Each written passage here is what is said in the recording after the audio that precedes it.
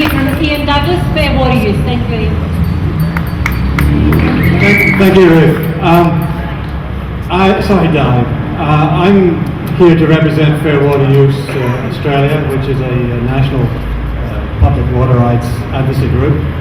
I intend to read this speech because, frankly, I think it's one of the more important speeches I've ever made, and I do not wish to make any mistakes.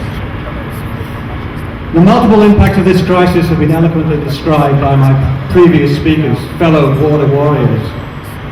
I would like to touch on what many of us view as a key underlying cause. The 1994 decision of the Council of Australian Governments, and I quote, to implement a strategic framework to achieve an efficient and sustainable water industry. This brief statement heralded the unsanctioned privatisation of Australia's water.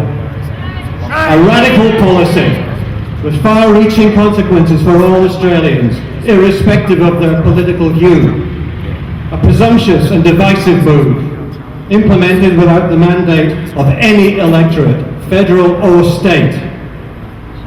The lack of public consultation seemed strange at the time. It beggars belief that this governmental mindset persists to this day.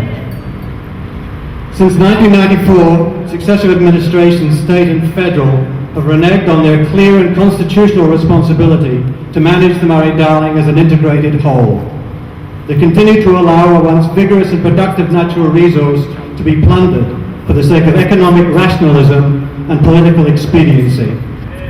As a result of this deregulated exploitation, surface and groundwater reserves are now critically dehydrated, and the river system is no longer able to sustain itself through protracted periods of drought, which as we all know, are a normal occurrence in the basin.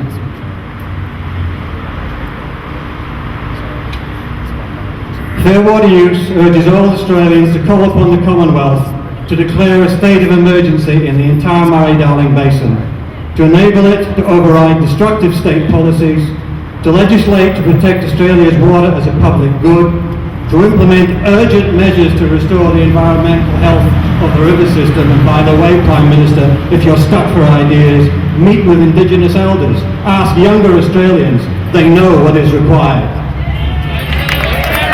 And finally, the Commonwealth must impanel a Royal Commission of Inquiry into the governance and management of the Murray-Darling, Australia's Murray-Darling. Thank you.